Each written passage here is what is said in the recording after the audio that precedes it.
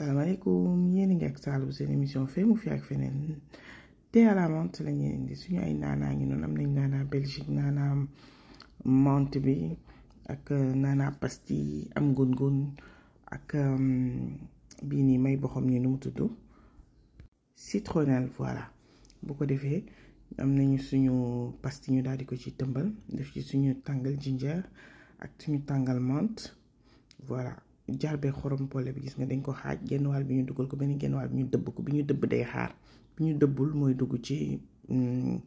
suñu baraada ñu xaar mu bax su baxee ñu fay gaz bi gis nga ko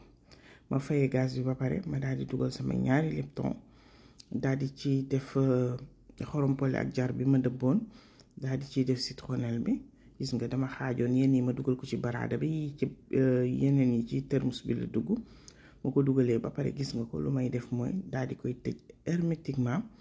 daal di bàyyi nag mu infuser gis nga dama ko plonger ci biir tëj bàyyi mu infuser su infuser ba pare ma ñëw sotti ko ci baraada bi nga xamante ni bii